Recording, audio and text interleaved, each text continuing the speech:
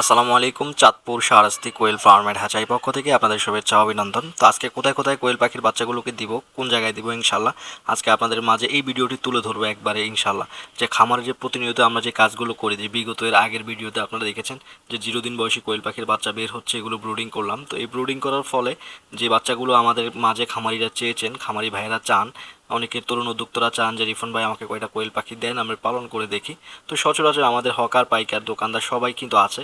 তো এর পাশাপাশি যারা খামারে ইউটিউবে ভিডিও বা ফেসবুক পেজের যে ভিডিওটা দেখে আসে, দেখে আসার পরে কিন্তু আমার এখানে সবাই আসে মোটামুটি।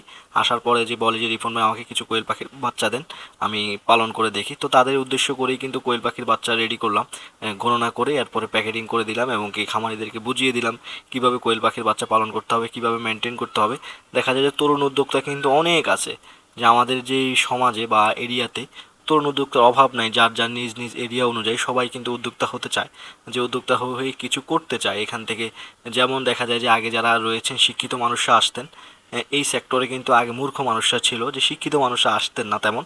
তো বর্তমান সময়ে দেখা যায় যে সবাই কিন্তু শিক্ষিত যুব সমাজের লোকে কিন্তু আসতেছেন, মানুষরা আসতেছেন যে এখান থেকে কিছু করা যায় কিনা, এবং কি শখের বসে থেকে প্র্যাকটিস করে থাকেন।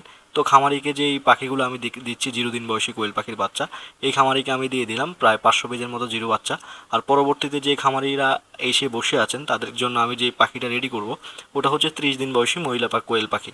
তো খামারিদেরকে বিদায় দিয়ে দিলাম। বিদায় দেওয়ার পরেই কিন্তু আরেকজন খামারি অলরেডি অফিসে বসে আছেন। তো ওই খামারির জন্য 30 দিন বয়সী মহিলা পাখির বাচ্চা এই খামারি এই সহকারে মনে হয় 5বারের মতো কোয়েল পাখি আমার এই হ্যাচারি থেকে সংগ্রহ করেছেন।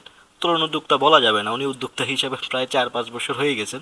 তো উনি একজন ব্যবসায়ী হয়ে গেছেন। তো উদ্যোক্তা কিন্তু সবাই কিন্তু নতুন অবস্থায় উদ্যোক্তা থাকে, তো উদ্যোক্তা থাকার পরে কিন্তু সবাই ব্যবসায়ী পরিণত হয়ে যায়। তো খামারি ওই রকম সেম ব্যবসায়ী পরিণত হয়ে গেছেন। তো খামারিকে মহিলা পাখিটা দিয়ে দিলাম।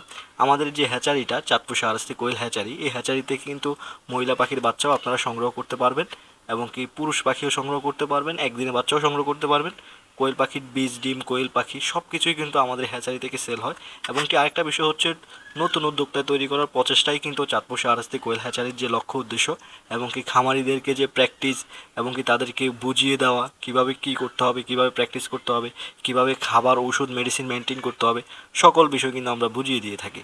তো আজকে এ পর্যন্তই, খামারিকে পাঠিয়ে দিয়ে দিলাম, খামারি তার নিজ গন্তব্যে চলে যাচ্ছে।